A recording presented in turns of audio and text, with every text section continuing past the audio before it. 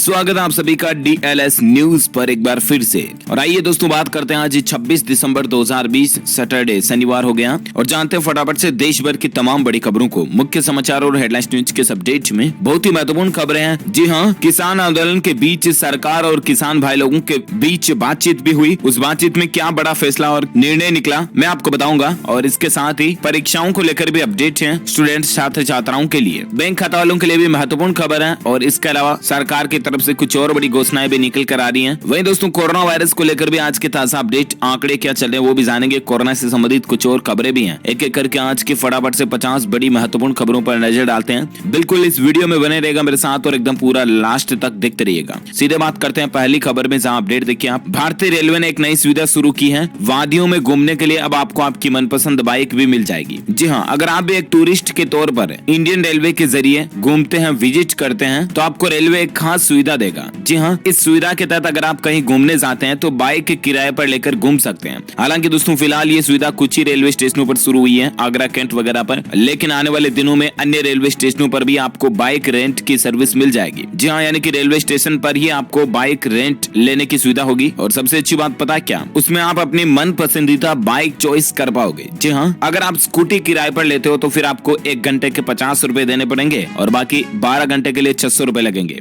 अगर आप कोई दूसरी जनरल बाइक लेते हो तो 1 घंटे के 70, 12 घंटे के 840 रुपए आपको देने पड़ेंगे। वहीं अगर आपको बुलेट चलाने का शौक है तो भी आपको रेलवे स्टेशन पर अब आपको बुलेट किराए पर मिल जाएगी, जहां 1 घंटे के आपको 100 रुपए देने पड़ेंगे और 12 घंटे के 1200 रुपए देने पड़ेंगे। तो ये वाकई में इंडियन रेलवे की एक नई और अच्छी पहल है। चलिए साथ ही अगली खबर दोस्तों, नए साल में बदल जाएंगे इन राज्यों में ड्राइविंग लाइसेंस और आरसी बनवाने के कई सारे नियम। जी हाँ दोस्तों, आपके ड्राइविंग लाइसेंस को लेकर सरकारें नियम बदलने जा रही है और ये नई सेवाएं 1 जनवरी से लागू हो जाएगी। कई राज्यों ने फैसला लिया है कि लर्निंग लाइसेंस और गाड़ियों के पंजीकरण यानी कि आरसी के लिए बने गए नियमों में अब बदलाव लागू होगा। केंद्रीय परिवहन मंत्रालय के निर्देश पर बिहार राज्य, पश्चिम बंगाल और छत्तीसगढ़ सहित देश के कई राज्यों के परिवहन विभाग ने कहा कि वे ड्राइविंग लाइसेंस और गाड़ियों के आरसी से जुड़े नए नियम अब लागू करने जा रहे हैं नए साल से, है ना। इसके तहत दोस्तों एक तो 31 दिसंबर के बाद अगर आप एक्सपायर्ड ड्राइविंग लाइसेंस या आरसी से आप गाड़ी चलाते हो तो 5000 तक का तो जुर्माना आपको देना पड़ेगा। और साथ ही हालांकि अब आपका ड्राइविंग लाइसेंस बनना और भी ज्यादा पहले के मुकाबले आसान हो जाएगा, क्योंकि अब ज्यादातर काम ऑनलाइन होंगे तो आपको एक तो भीड़ कम लगेगी, लाइन में कम लगना पड़ेगा। और वहीं अब आप अपने DL और आरसी का रिन्यूअल प्रोसेस भी ऑनलाइन ही शुरू कर सकते हैं। इसके लिए आप अपने राज्य की परिवहन विभाग की वेबसाइट पर जाकर के जानकारी चेक कर लीजिएगा। तो ये वाकई में अच्छी बात है। और अगली खबर देखिए, BHU में खुलेगा देश का पहला अटल स्टडी सेंटर। जानी मानी राजनीतिक हस्तियों पर इसमें रिसर्च होगी। जी हाँ, कल आपको पता होगा पूर्व प्रधानमंत्री भारत रत्न स्वर्गीय अटल बिहारी वाजपेयी जी की जयंती थी और अब उन्हीं के नाम पर बनारस हिंदू विश्वविद्यालय में देश का पहला सेंटर फॉर अटल स्टडीज खुलने जा रहा। सामाजिक विज्ञान संकाय में चलने वाले इस सेंटर में देश की जानी मानी राजनीतिक हस्तियों के पूरे जीवन के इतिहास, विकास की पूरी स्टडी और रिसर्च होगा। आयंस की खबर के मुताबिक बनारस हिंदू यूनिवर्सिटी के सामाजिक विज्ञान संकाय के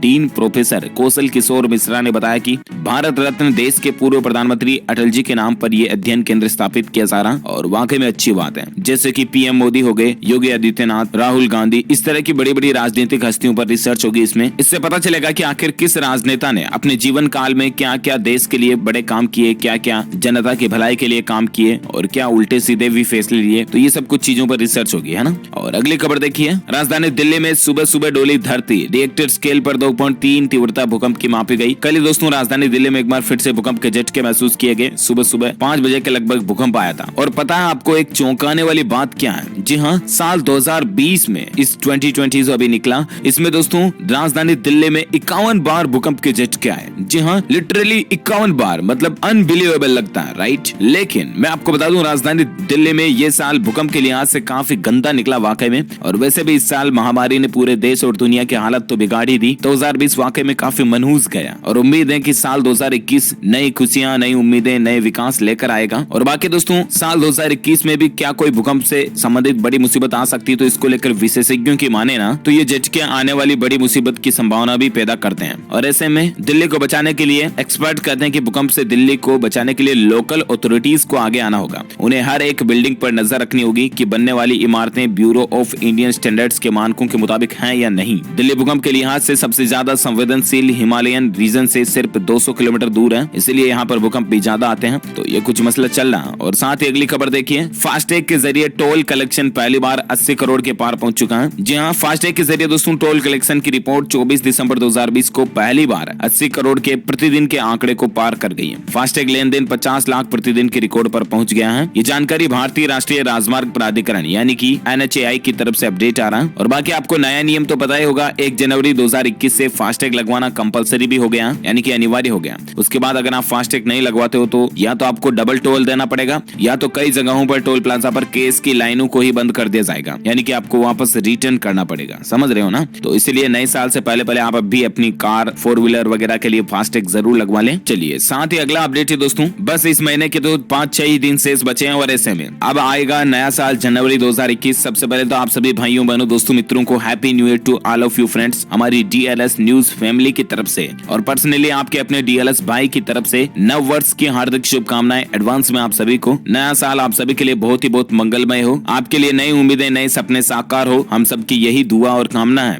और बाकी नए साल में बैंकों की छुट्टियों को लेकर यहाँ पर अपडेट आ रहा है। जनवरी महीने में 13 दिन ब्रांचेस नहीं खुलेगी, लेन देन नहीं होगा। जी हाँ, भारतीय रिजर्व बैंक यानी कि RBI की तरफ से बैंकिंग छुट्टियों को लेकर, बैंकिंग हॉलीडेज को लेकर शेड्यूल जारी किया गया है। और जनवरी में कितने कितने दिन बैंकों की छुट्टियां रहेगी, ठीक है ना? तो 1 जनवरी शुक्रवार को जनरली नए वर्ष के चलते कई राज्यों में बैंक हॉलीडेज रहेंगे। 2 जनवरी को शनिवार को भी नव वर्ष की छुट्टी रहेगी कई जगहों पर। और बाकी 11 जनवरी को मशीनरी दिवस के चलते कई जगहों पर छुट्टी रहेगी, हालांकि सभी जगहों पर नहीं है, लेकिन कुछ कुछ स्टेट्स की बात कर रहा हूँ मैं, ठीक है ना? 14 जनवरी गुरुवार को मकर संक्रांति आ जाएगी और पोंगल का त्योहार रहता है तमिलनाडु वगैरह में, तो इधर भी छुट्टियां रहेगी। और बाकी 15 जनवरी को बिहू का त्योहार होता है कई जगहों पर, इसी के कारण बैंकों की छुट्टियां रहेगी। 16 जनवरी को उज्जवर तिरुनल का भी एक त्योहार मनाया जाता है। 23 जनवरी को फिर चौथा शनिवार और नेताजी जयंती भी आ गई। 24 को वापस संडे आ गया और बीच में 4 तो संडे मिल जाएंगे। फिर 25 जनवरी को इमुनिया इराप्ता और 26 जनवरी मंगलवार को वापस गणतंत्र दिवस, झंडारोहण के चलते बैंक वगैरह बंद रहेंगे। तो ये कुछ 13 दिन लगभग संडे और 2nd और 4th सैटरडे समेत 13 दिन बैंक हॉलीडेज रहेंगे। समझ रहे हो ना? तो जनवरी में आप अपने काम को उसी हिसाब से शेड्यूल रखें ऑलरेडी, ताकि आपका कोई भी बैंकिंग काम डिस्टर्ब ना हो। ओके, और चलिए फिलहाल अपन बात करें अगली अपडेट में, जहां देखिए सरकार की एक नई स्कीम है। इसके तहत 10-10 लाख रुपए युवाओं को मिल सकते हैं। आखिर कैसे? तो महाराष्ट्र गवर्नमेंट की तरफ से ये नया अपडेट आ रहा, नई स्कीम निकाली गई है। दरअसल महाराष्ट्र राज्य सरकार जो है ना, उसके द्वारा एक नई योजना निकाली गई है। अब महाराष्ट्र राज्य में स्टार्टअप्स को बढ़ावा देने के लिए देश विदेश में पेटेंट हासिल करने में मदद मिलेगी। पहले चरण में 125 से 150 स्टार्टअप्स को 2 लाख रुपए से लेकर 10 लाख रुपए तक की आर्थिक मदद दी जाएगी। जी हाँ, गुरुग्राम और बेंगलुरु के जैसे ही अब महाराष्ट्र ने भी स्टार्टअप हब बनाने की तैयारी कर ली है। महाराष्ट्र सरकार राज्य में स्टार्टअप्स को बढ़ावा देने के लिए अब कुल मिलाकर के युवाओं की मदद करेगी। अगर उनका वाकई में स्टार्टअप का आइडिया बहुत ही इनोवेटिव है तो सरकार खुद उनके आइडिया को पेटेंट करवाने के लिए 80% खर्च उनको देगी, जिसमें 2 लाख रुपए से लेकर 10 लाख रुपए तक का खर्च मिलेगा देश के अंदर, यानी कि राष्ट्रीय पेटेंट के लिए 2 लाख रुपए तक खर्चा देगी और बाकी इंटरनेशनल पेटेंट हासिल करने के लिए 10 लाख रुपए या 80% तक रकम जो है सरकार की तरफ से दी जाएगी। तो ये वाकई में अच्छी पहल है महाराष्ट्र गवर्नमेंट की। इसके लिए आप ऑनलाइन अप्लाई कर सकते हैं msins.in पर। ओके, और साथ ही अगला अपडेट देखिए, सावधान महंगी पड़ेगी टैक्स चोरी, इनकम टैक्स विभाग के नए फॉर्मूले से बचना जरा मुश्किल है। जी हाँ दोस्तों, आपने कई बार देखा होगा कि कई सारी कंपनीज और कई सारे लोग बाग जो है टैक्स चोरी करते हैं, इनकम टैक्स कम बताते हैं और घोटाला गपला मसला कर देते हैं। तो ऐसे में दोस्तों अब इनकम टैक्स डिपार्टमेंट जो है ना वो अलर्ट हो चुका है और ऐसे कुछ नए स्ट्रिक्ट रूल लागू करने जा रहा है, जिनसे कि अब टैक्स चोरी करना मुश्किल ही नहीं बल्कि नामुमकिन होगा। हाँ, डॉन को पकड़ने जैसा ही होगा। अब ये कहने का मतलब ये दोस्तों की सरकारी सूत्रों के मुताबिक फेसलेस असेसमेंट से ये संभव था कि जवाब नहीं देने पर लोग बच सकते थे, लेकिन अब फेसलेस असेसमेंट से ऐसे टैक्स पेयर्स और संस्थानों के ITR के साथ लेन देन का मिलान करना आसान होगा। इससे इनकम टैक्स रिटर्न और खर्च में काफी अंतर होने पर इसका पता लगाया जा सकेगा और AI के रिस्क एनालिसिस डेवलपमेंट के साथ इनकम टैक्स विभाग जो है ना वो मामलों की गड़बड़ियों का पता लगा सकेगा। तो इस तरह की एक नई पहल है ITR डिपार्टमेंट की तरफ से, अच्छी बात भी है। और साथ ही अगली खबर देखिए, नए साल का तोहफा है, रिलायंस जियो दोबारा लॉन्च कर सकता है 4G फीचर वाला जियो फोन। आपको बस थोड़ा इंतजार भले ही करना पड़ेगा, लेकिन न्यू ईयर 2021 में रिलायंस जियो जो है ना वो पहले ही तिमाही में यानी कि जनवरी, फरवरी, मार्च 3 महीने के दौरान जियो 4G फीचर फोन वापस दोबारा अपडेट मॉडल के साथ में लॉन्च करने की प्लानिंग है। देखते हैं आखिर कब तक आता है। वैसे गूगल और जियो मिलकर के स्मार्टफोन बना रहे हैं, एंड्रॉइड वगैरह भी, ऐसे भी खबर चल रही है। और साथ ही अगली खबर देखिए दोस्तों, JDU के 6 विधायक बीजेपी में शामिल हो चुके हैं। RJD का ट्वीट है कि नीतीश कुमार को क्रिसमस का गिफ्ट मिला। जी हाँ, देखिए जरा, कल क्रिसमस के दौरान राजनीति में एक बड़ा उलटफेर देखने को मिला। अरुणाचल प्रदेश में जनता दल यूनाइटेड को बड़ा झटका लगा है। यहाँ JDU के 7 में से 6 विधायक MLA भाजपा बीजेपी में शामिल हो गए हैं। अरुणाचल प्रदेश पंचायत और नगर निगम चुनाव के नतीजों की घोषणा और JDU की राष्ट्रीय कार्यकारिणी की बैठक से एक दिन पहले ये खबर सामने आई है। इस मामले में मीडिया के सवाल पर बिहार के मुख्यमंत्री नीतीश कुमार ने कहा कि वो लोग चले गए, ये बात मैं उनसे मीटिंग करने के बाद ही बता पाऊंगा। तो राजनीति में इतना कुछ मसला चल रहा, देखिए जरा आप। और साथ ही अगली खबर है मौसम समाचार को लेकर बड़ा अपडेट। आप देख पा रहे कि ठंड से अभी आपको राहत नहीं मिलने वाली है, अभी और भी ज्यादा हार्ड कंपाएगी सर्दी, मैदानी इलाकों में तापमान और भी ज्यादा गिरेगा। जी हाँ, इतना ही नहीं दोस्तों, मौसम विभाग की तरफ से तो अगले 48 घंटों के दौरान कई राज्यों में बारिश, शीतलहर और बर्फबारी की संभावना भी नजर आ रही है। दरअसल भारतीय मौसम विज्ञान विभाग यानी कि IMD का पूर्वानुमान है कि अगले 24 घंटों के दौरान एक तो केरल में बारिश हो सकती है और बाकी अगले 2 दिन बारिश की संभावना है। हरियाणा, उत्तर प्रदेश, दिल्ली, पंजाब, बिहार, इन राज्यों में शीतलहर और कोहरे की संभावना भी जताई जा रही है। वही मौसम विभाग का अनुमान है कि 26-27 दिसंबर को जम्मू कश्मीर, हिमाचल प्रदेश, लद्दाख और उत्तराखंड के कुछ इलाकों में बर्फबारी और बारिश भी देखने को मिल सकती है। तो ये मौसम विभाग की तरफ से अलर्ट आ रहा, ऑल इंडिया वेदर फोरकास्ट और वार्निंग है। संपूर्ण भारत का 26 दिसंबर का मौसम पूर्वानुमान भी यही कहता है। उत्तर पश्चिम और पूर्वी भारत में अगले 24 घंटों के लिए न्यूनतम तापमान सामान्य से भी नीचे आ सकता है, यानी कि सर्दी और भी ज्यादा बढ़ेगी। ओके, और वहीं अगली खबरों में बात करें अपन कोरोना वायरस से संबंधित कुछ खबरों में, जहां अपडेट देखिए आप। एक तो हिमाचल प्रदेश के पूर्व मुख्यमंत्री शांता कुमार परिवार समेत कोरोना संक्रमित हो चुके हैं। जी हां, भले ही दोस्तों हिमाचल प्रदेश राज्य सरकार और प्रशासन अपनी तरफ से लगातार कोशिश कर रहे हैं कि राज्य में कोरोना का संक्रमण और भी ज्यादा ना फैले, इसके लिए राज्य में नाइट कर्फ्यू वगैरह भी लगाया गया, हाल ही में आपको पता होगा। इस बीच खबर मिली है कि हिमाचल प्रदेश के तीसरे मुख्यमंत्री शांता कुमार कोरोना पॉजिटिव हो गए।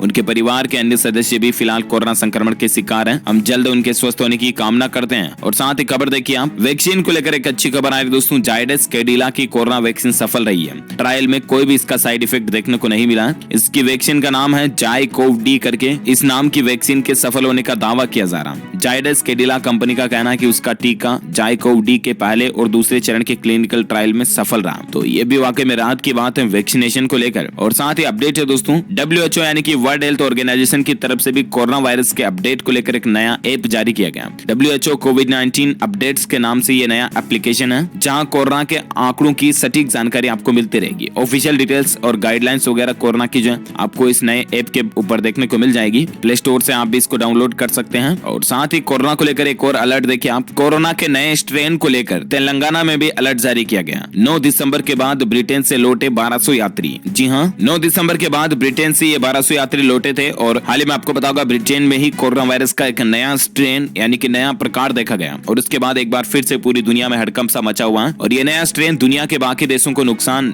न पहुंचाए, इसके लिए कई सारे देशों ने विमान सेवाओं वगैरह पर भी रोक लगा दी है। लेकिन अब तेलंगाना राज्य से बड़ी खबर आ रही है। मतलब कि ये जो नया स्ट्रेन देखा गया ना, इसी के आसपास तेलंगाना में ब्रिटेन से तकरीबन 1200 लोग आए थे। अब सरकार उनके डेटा इकट्ठा करेगी और वापस उनकी जांचें वगैरह की प्लानिंग चल रही है। और बाकी भारत में कोरोना वायरस के आज के ताजा आंकड़ों की अगर बात करें ना, तो पिछले 24 घंटों के दौरान 22,000 के लगभग नए संक्रमित केस मिले, जिसमें से सिर्फ 63,000 एक्टिव केस कम हुए। और हालांकि अच्छी बात है कि ये भी बीते 29 दिन में सबसे कम है। अभी भारत में एक्टिव केस की संख्या केवल 2,80,000 बची है। एक्टिव केस का आंकड़ा जो 3 लाख से भी नीचे आ चुका है। ये वाकई में बहुत ही अच्छी राहत की बात है। लेकिन दोस्तों इस मौके पर हमें लापरवाही नहीं करनी है, वरना फिर से कोरोना बढ़ सकता है। समझ रहे हो ना आप? प्लीज मास्क का इस्तेमाल करें, सैनिटाइजर का यूज करें और सोशल डिस्टेंसिंग अभी भी बनाए रखें। खाना खाने वगैरह से पहले आप साबुन से हाथों को अच्छे से धोएं और मास्क तो कंपलसरी याद रखें, ठीक है ना। और बाकी रिकवर्ड यानी कि ठीक हो चुके लोगों की संख्या 97,39,000 से भी ज्यादा हो चुकी है। और वहीं दोस्तों भारत में कुल संक्रमितों में से मरने वालों की संख्या जो है ना, वो 1,47,300 से भी ज्यादा पहुंच चुकी है। ये टोटल जान जाने वाले लोगों की संख्या का आंकड़ा है। और ये तो रहा आज के कोरोना अपडेट्स। और अब नजर डालते हैं कुछ और बड़ी खबरों में, जहां एक अपडेट देखिए, दुख भरी खबर है। केंद्रीय मंत्री रविशंकर प्रसाद जी की मां का पटना में निधन हो गया। कल उनका अंतिम संस्कार होगा। जी हां, भाजपा के वरिष्ठ नेता और केंद्रीय मंत्री रविशंकर प्रसाद की मां विमला प्रसाद का निधन हो गया। उन्होंने गुरुवार देर रात को अंतिम सांस ली थी। उनके पार्थिव शरीर को दर्शनार्थ नागेश्वर कॉलोनी स्थित उनके आवास पर रखा गया। उनकी मां का रविवार को दीघा घाट पर अंतिम संस्कार किया जाएगा। भगवान उनकी आत्मा को शांति दे। हम सभी की तरफ से भावपूर्ण श्रद्धांजलि उनके लिए। और साथ ही और एक खबर देख सकते हैं आप, साउथ के एक्टर रजनीकांत के फैंस के लिए दुख भरी बात है। ब्लड प्रेशर संबंधित दिक्कतों के बाद रजनीकांत को हॉस्पिटल में भर्ती कराया गया। हालांकि अच्छी बात यह है कि कोविड-19 टेस्ट की रिपोर्ट उनकी नेगेटिव आई है। जल्द ही वो भी रिकवर हो जाएं। और साथ ही अगली खबर देखिए, अब नजर डालते दोस्तों किसान आंदोलन को लेकर आखिर क्या कुछ बैठकें और चर्चाएं चल रही हैं सरकार और किसान भाई लोगों के बीच। तो एक तो खबर देखिए आप, पीएम मोदी की किसानों से अपील पर आज एक बार फिर से किसान संगठन बैठक करेंगे और कृषि मंत्री की चिट्ठी पर भी फैसला लेंगे। हालांकि कल भी बैठक हुई थी और आज भी बैठक होने जा रही है। कल की बैठक में क्या निर्णय निकला, तो कोई निर्णय नहीं निकला। हालांकि सरकार ने किसानों को समझाने की खूब कोशिश की, लेकिन नतीजा बेतुका रहा। अब एक बार फिर से किसान और सरकारों के बीच बैठक होगी और केंद्र सरकार सरकार की तरफ से पत्र वगैरह को लेकर भी किसान भाई लोग आज फैसला लेंगे, क्योंकि किसान अपनी मांग पर अड़े हैं और इधर सरकार किसानों की भलाई वगैरह को बताते हुए कृषि कानूनों को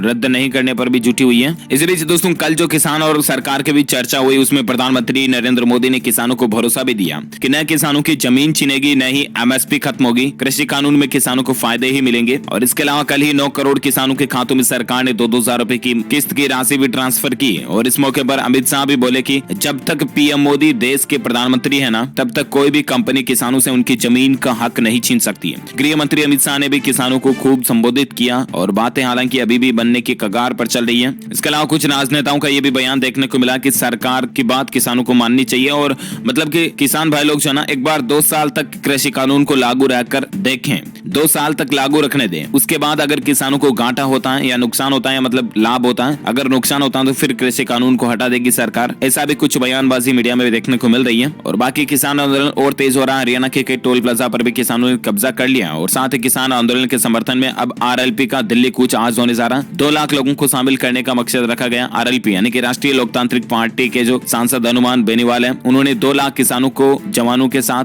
दिल्ली कूच करने का प्लान बनाया। कल से ये प्लानिंग उनकी चल रही है। और पीएम मोदी ये भी कहे, विपक्ष पर भी उन्होंने बोला कि सरकार हर कदम पर किसानों के साथ है, कुछ दल जो है उनको गुमराह करने की कोशिश कर रहे हैं। और योगी आदित्यनाथ ने भी कहा कि पिछली सरकारों को किसानों के लिए फुर्सत नहीं थी, आज की सरकार किसानों के लिए इतना कुछ कर रही है, लेकिन बहुत से लोग जो है समझने की कोशिश नहीं कर रहे हैं। तो ये कुछ किसान आंदोलन को लेकर अपडेट और चर्चाएं चल रही है। देखते हैं आगे और आज की बैठक में क्या निर्णय होता है। मैं आपको डीएलएस न्यूज के ऊपर दिन में एक नया सेपरेट वीडियो में बता दूंगा। और फिलहाल देखिए आप एक अगला अपडेट टेक्नोलॉजी को लेकर एक अच्छी खबर है। गूगल कंपनी नए साल में गेमर्स को तोहफा देने जा रही है। इस प्लेटफॉर्म पर 4 नए गेम्स को ऐड करने जा रही है। जी हाँ, अगर आप भी गूगल के गेम स्ट्रीमिंग प्लेटफॉर्म स्टेडिया के दीवाने हैं तो दोस्तों अपने प्लेटफॉर्म पर गूगल 4 नए गेम्स को ऐड करने जा रही है, जिन गेम्स में शामिल हैं Ary and secret of seasons, figment, F1 2020 और हॉटलाइन मियामी। ये 4 नए गेम्स जो आपको 2021 में देखने को मिलेंगे। और साथ ही अगली खबर है, उत्तर प्रदेश बोर्ड ने 10वीं और 12वीं परीक्षा फॉर्म भरने की तारीख को आगे बढ़ा दिया। जी हाँ, उत्तर प्रदेश माध्यमिक शिक्षा परिषद ने यूपी बोर्ड परीक्षा के लिए ऑनलाइन आवेदन करने की तारीख आगे बढ़ा दी है।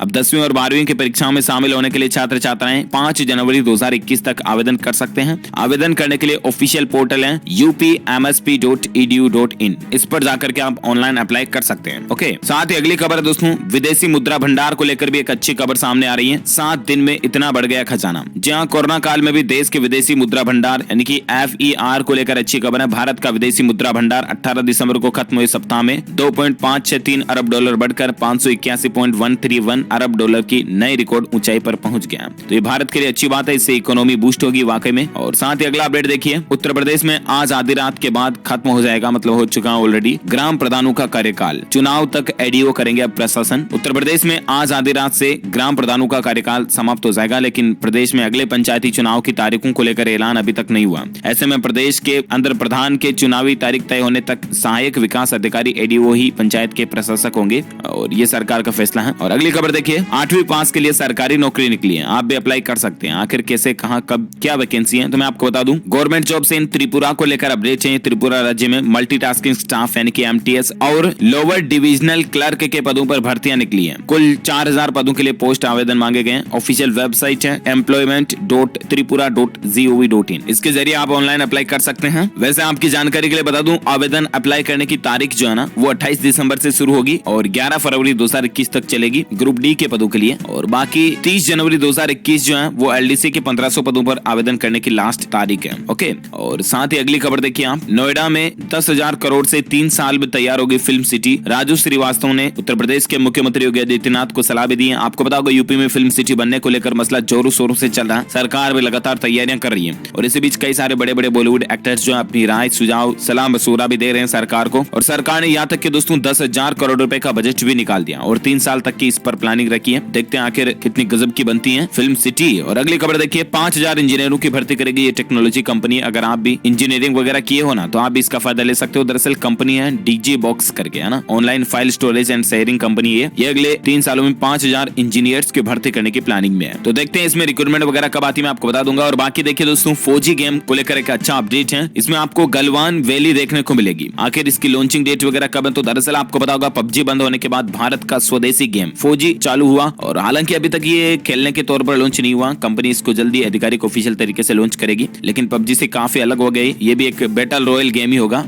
देखते हैं आखिर भारत का मेड इन इंडिया का पबजी जैसा गेम कब तक हमें देखने को मिले। और फिलहाल अगली खबर देखिए, अगर आप एंड्रॉइड ऐप वगैरह बनाने के शौकीन है तो जियो लोकेशन और मैप्स के साथ 5 मिनट में आप मोबाइल ऐप बना सकते हैं। गूगल जो है ना, पिछले दिनों अपने यूजर्स की सुविधा के लिए कई सारे खास फीचर्स बाजार में उतारे हैं और अब आप गूगल कंपनी और जियो लोकेशन प्लस का इस्तेमाल करके एंड्रॉइड मोबाइल ऐप लॉन्च कर सकते हैं। आप अपनी वेबसाइट वगैरह के लिए, आप अपनी कोई बिजनेस वगैरह के लिए, है ना। तो इसकी जानकारी ज्यादा आप देख लीजिएगा। और साथ ही अगली खबर है, बोर्ड एग्जाम कब होंगे, इसको लेकर केंद्रीय शिक्षा मंत्री ने गुड न्यूज भी दी है। दरअसल बोर्ड की परीक्षाओं को लेकर तैयारी करे छात्रों के लिए एक राहत की बात है। वो ये दोस्तों की कम से कम जनवरी और फरवरी में तो बोर्ड एग्जाम नहीं होंगे, क्योंकि केंद्रीय शिक्षा मंत्री डॉक्टर रमेश पोखरियाल निशंक ने कल ये बात की घोषणा की है। और बाकी देखते हैं फरवरी के बाद आखिर कब तक बोर्ड एग्जाम देखने को मिलते हैं, मैं आपको बताऊंगा जानकारी। और फिलहाल देखिए आप अगली खबर, income tax ITR report audit वगैरह जमा कराने की आखिरी तारीख को बढ़ाने की भी मांग चल रही है। आपको पता होगा 31 दिसंबर 2020 जो है ना, इसकी लास्ट तारीख ITR रिटर्न करेगी, राइट। तो ऐसे में अब 4-5 दिन ही शेष बचे हैं और इसको बढ़ाने की भी मांग वगैरह चल रही है। देखते हैं सरकार अगर इसकी तारीख को बढ़ाती है तो मैं आपको DLS न्यूज के ऊपर अपडेट दे दूंगा। और बाकी फिलहाल ये आज दिन भर की तमाम बड़ी खबरें, मुख्य समाचार, हेडलाइंस न्यूज का अपडेट वीडियो ये फिनिश होता है। वैसे आप मुझे नीचे कमेंट करके जरूर बताएगा दोस्तों की कोरोना के मामले सबसे ज्यादा किस देश में चल रहे हैं। जो लोग इसका सही जवाब इस वीडियो के नीचे कमेंट बॉक्स में देंगे ना, वो रैंडमली सेलेक्ट किए जाएंगे हमारी DLS न्यूज टीम की तरफ से और आप जीत सकते हैं एक शानदार सरप्राइज गिफ्ट जो कि गिव अवे के रूप में आप तक पहुंचे दे जाएगा। इसी के साथ ही अगर आपको ये वीडियो अच्छा लगा तो इसे लाइक करना, शेयर भी करना अपने दोस्तों के साथ फेसबुक और व्हाट्सएप पर। और अगर आप DLS न्यूज चैनल पर सब्सक्राइब वाला बोल दिया मैंने, नहीं बोला गया, तो आप कुल मिलाकर के चैनल को सब्सक्राइब करके बेल आइकन दबा दो, ठीक है ना, ताकि आपको रोजाना के ताजा अपडेट्स तुरंत आपके मोबाइल पर मिलते रहेंगे। लाइक शेयर भी जरूर करना। Thank you, take care, goodbye, जय हिंद, जय भारत, वंदे मातरम।